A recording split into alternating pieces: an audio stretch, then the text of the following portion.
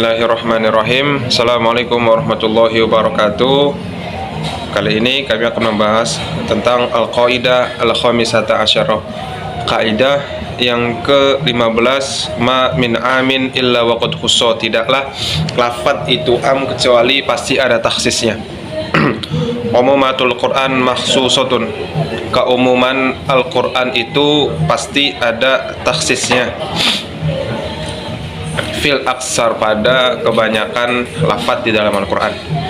Hatta qala Alimuddin Al-Iraqi, sampai-sampai Al-Imam Alimuddin Al-Iraqi beliau mengatakan, laisa fil Qur'ani amun ghairu makhsusin illa khamsata mawadi'. Tidaklah di Al-Quran itu ada satu lafaz yang am kecuali di situ pasti ada takhsisnya. Dan beliau juga mengecualikan lagi, beliau mempunyai pengecualian pada 5 tempat. Yang pertama, hurrimat alaikum ummahatukum, ya, diharamkan kepada kalian ibu-ibu kalian.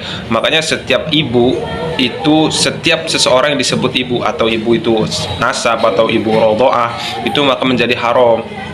Dan ini nggak ada taksis, yang nggak ada pengecualian kecuali ibu ini nggak ada. Itu namanya ibu itu wa in ala, terus ibu gitu. Ibu dari ibu ke atas, itu namanya haram. Tetap ini nggak ada taksis ya. Yang kedua adalah kuluman alaihafan.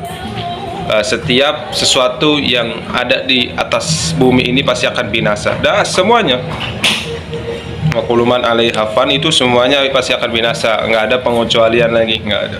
Sama juga kullu nafsin dha'iqatul maut. Setiap yang bernyawa pasti akan meninggal. Dan ini nggak ada taksisnya lagi, mas, seperti ini. Nggak, jadi kullu nafsin dha'iqatul maut illa itu nggak ada. Jadi nggak ada taksisnya lagi. Orang yang bernyawa itu pasti sesuatu yang bernyawa itu akan pasti merasakan namanya kematian. Dan ini nggak ada taksisnya, kecuali ini nggak ada. Kemudian yang ketiga adalah, contohnya lagi, wallahu bikulli syai'in alim. Allah itu dengan segala sesuatu itu maha mengetahui. Jadi Allah maha mengetahui dengan segala sesuatu tanpa pengecualian, ya. Apa yang di dalam bumi, apa yang ada di hati kita, Allah maha tahu. Jadi nggak ada pengecualian untuk pengetahuan Allah Subhanahu wa ta'ala. Kemudian yang keempat, wa annahu ala kulli syai'in qadir. Jadi sesungguhnya Allah atas sesuatu itu maha berkehendak. Bismillahirrahmanirrahim. Anakal mutakallima athaniya sa'astamirul bayan an ma fil Qur'an min amin ghairu makhsusin illa fi khamsati mawadi'a. Al-arba' qad dzakara anifan ma'a mutakallim al-awwal wal khamis, yani fi surah Hud al-ayah 6, wa ma min dabbatin fil ardi illa 'ala Allahi rizquha. Bima'na wa ma min makhluqin yadubbu 'ala wajhil ardi mahma kana illa takaffalallahu birizqihi tafaddulan minhu. Dan tidak ada suatu binatang melata pun di bumi melainkan Allah lah yang memberinya rezeki. Wa yuzadu 'ala dhalika fi mithalin akhar, yani fi surah Al-An'am, wa la taziru waziratun wizra ukhra. Bima'na wa la taziru wa la tahmilu waziratun nafsu athimah wizra ukhra, bima'na ithma nafsun ukhra. Wa fi surah An-Najm, wa an laysa lil insani illa ma sa'a, bima'na wa annahu laysa lil insani illa thawaba amaluhu alladhi amalahu. Dan bahwasanya seorang manusia tiada memperoleh kecuali apa yang telah ia usahakan. Yang tadi, wala taziru waziratun wizra ukhra, bermakna dan seorang yang berdosa tidak akan memikul dosa orang lain. Qala asy-Syatibi, kullu qa'idatin kulliyatin aw dalilin syar'iyyin kulliyyin idza taqarrarat fi mawadi'in katsiratin. Setiap kaidah kulli atau dalil syar'i yang sifatnya kulli apabila diulang-ulang dalam pembahasan atau tempat yang banyak, contohnya seperti surat tadi, wala taziru waziratun wizra ukhra, itu terdapat di banyak surat, ya. Ada di surah Al-An'am ayat 164 ada juga di surah Al-Isra ayat 15, ada di surah Al-Fatir ayat 18, ada di surah Az-Zumar ayat 7. Wa ata biha syawahidun ala ma'anin usuliyatin aw furu'iyatin. Dan datang buktinya, yakni berupa makna usul atau furu', seperti wizra ukhra dan illa ma sa'a. Walam yaktarin biha taqyidun wala takhsisun ma'a taqarruriha wa i'adatu taqarruriha. Dan tidak dikorinahkan atau tidak diikuti dengan takyid atau syarat khusus atau ketentuan khusus. Contohnya seperti di sini wala taziru waziratun. Cuma waziratun gitu, nggak ada tambahan atau pengikat waziratun apa. Di sini juga wa an laisa lil insani.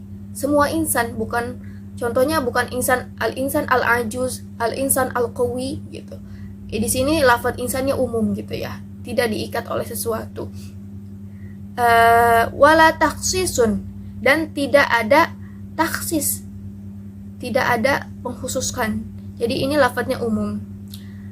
Ma'ataqarruriha wa i'adatu taqarruriha, dan tidak ada taksis bersama pengulangan lafadznya, dan juga tidak ada pengulangan taqarrur, tidak ada pengulangan ketetapan daripada lafadz qaidah kulliyah tersebut.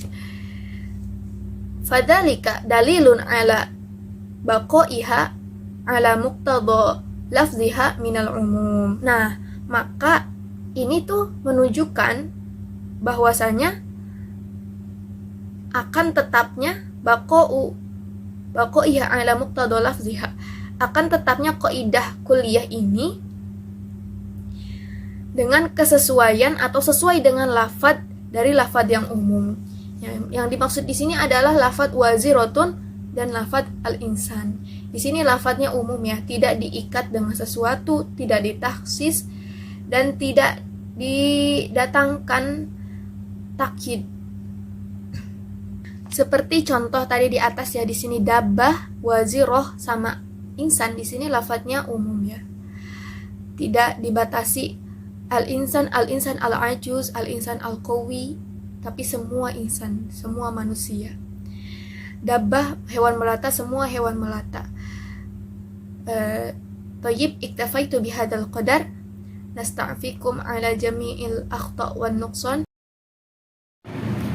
Bismillahirrahmanirrahim. Ana kal mutakallima atsalitsah urid an uwasil al bayana sabiq.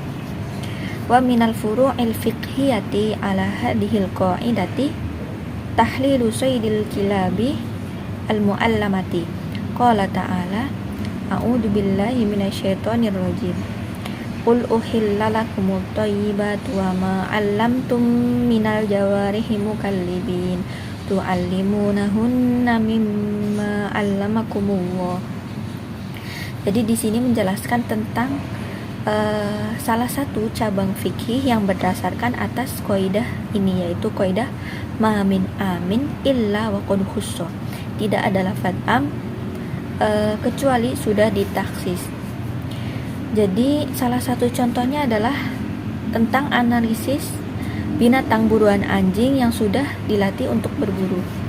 Contohnya pada ayat tersebut, yang mana artinya dihalalkan bagimu yang baik-baik dan buruan yang ditangkap oleh binatang buas yang telah kamu ajar dengan melatihnya untuk berburu. Kamu mengajarnya menurut apa yang telah diajarkan Allah kepadamu.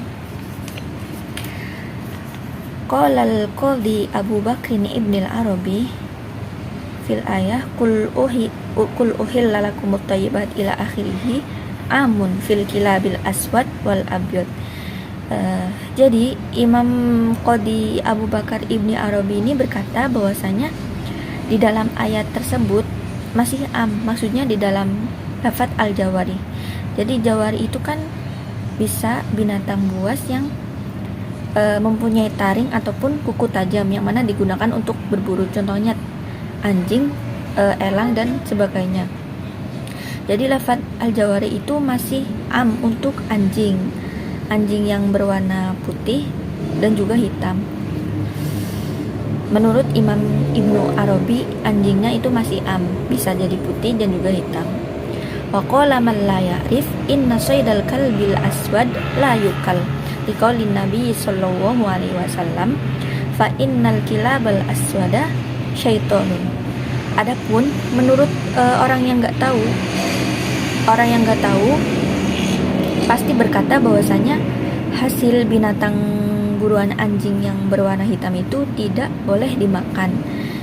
Mereka berdalil berdasarkan perkataan Nabi yang mana anjing yang berwarna hitam pekat itu adalah syaitan.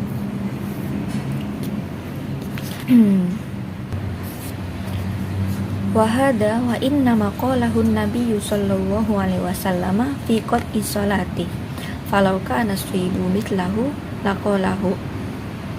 Padahal yang dikatakan oleh Nabi itu tentang hal yang memutus sholat. Kalaupun ini berhubungan dengan hasil buruan, pasti Nabi akan mengatakannya. Jadi sebenarnya hadis ini berkaitan dengan hadis anjing hitam yang dapat memutus sholat.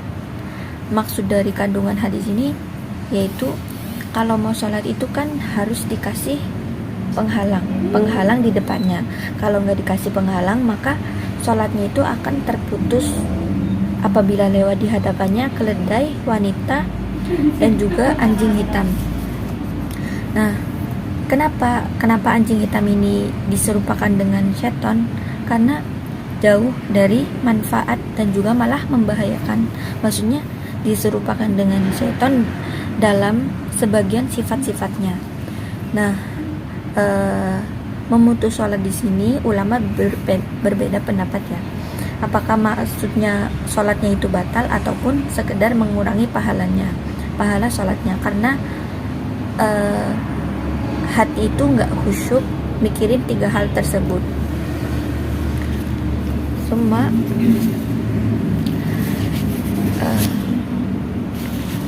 wa nahnu alal umumi hatta ya'tiya minan nabi sallallahu alaihi wasallam lafdun yaqtadi sorfana anhu. Jadi kami, yaitu Imam Qadi Abu Bakar, tetap beranggapan lafaz ini masih umum sampai ada lafaz dari Nabi yang mentakhsisnya. Fahadal mithalu ala inda Ibnil Arabi minal ami al-baqi ala umumihi wa huwa qalil. Jadi contoh ini menurut Imam Ibnu Arabi adalah salah satu contoh lafaz yang masih am, dan juga contoh ini hanya sedikit. Adun aktafi minal bayan sayastamir al-mutakallim al-akhir. Syukran katsiran. Tayyib wal bismillahirrahmanirrahim. Anakal mutakallim al-akhir sa'ubayyinu lakum an misal am makhsus. ومثال هنا كما قال رسول الله صلى الله عليه وسلم فإن خير الحديث كتاب الله وخير الهدى هدى محمد وشر الأمور محدثاتها وكل محدثة بدعة وكل بدعة ضلالة وكل ضلالة في النار.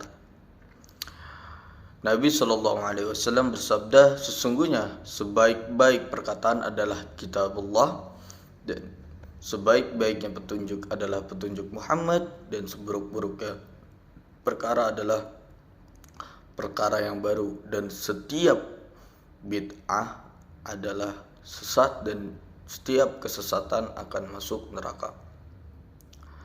Tayyib, wa al-an kita akan membahas lebih tentang kalimat kullu bid'atin dhalalah dalam hadis tersebut. Qala An-Nawawi hadza 'amun makhsus. Jadi menurut Imam An-Nawawi kalimat tersebut itu 'amun makhsus. Jadi masih umum tapi dikhususkan gitu. Kalimatnya itu lafaznya itu masih umum tapi bermaksud khusus. Wal murad ghalibul bid'i, dan yang dimaksudkan itu adalah sebagian besar bid'ah. Jadi bukan kullu bid'ah, jadi bukan setiap yang bid'ah gitu. Lalu Ibnu Hajar Al-Asqalani juga berkata, wal murad biqauli kullu bid'atin dalalah ma ahdatsa wala dalil lahu minasy-syar'i bi tariqi khas wala 'am. Nah, Ibnu Hajar Al-Asqalani juga berpendapat yang dimaksud dalam lafaz kullu bid'atin dalalah itu adalah sesuatu yang baru yang tidak memiliki dalil dari syariat, baik dalil itu secara umum ataupun secara khusus. Jadi yang dimaksudkan adalah bid'ah yang berkaitan dengan syariat. Nah, kata Imam An-Nawawi juga, wa huwa mukhassis bil bid'i allati tukhalifu amru syar'i.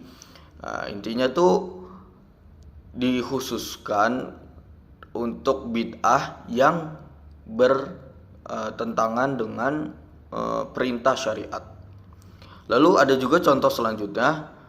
Qala Rasulullah sallallahu alaihi wasallam, man ahdatsa fi amrina hada ma laysa minhu fahuwa rad. Barang siapa yang membuat suatu perkara baru dalam urusan agama, dalam urusan kami, maksudnya dalam urusan agama yang tidak berasal darinya, maka perkara tersebut tertolak. Nah, hadis ini juga masih mirip dengan hadis sebelumnya. Ibnu Hajar berpendapat, qala Ibnu Hajar ma'nahu man ikhtara'a fid din ma la yashhadu lahu aslun min usulhi. Jadi intinya tuh kata Ibnu Hajar itu maksudnya itu seseorang yang menciptakan sesuatu yang baru yang berkaitan dengan agama yang tidak memiliki dasar. Jadi tidak ada dalilnya gitu. Adapun dari hadis 2 tersebut, intinya yang dikhususkan tadi kan kullu bid'ah. Nah, ini kan kalimatnya masih umum. Nah, itu tuh yang kalimat umum yang mengkhususkan. Jadi yang dikhususkan untuk bid'ah. Bid'ahnya apa? Bid'ah yang berkaitan dengan syariat Islam.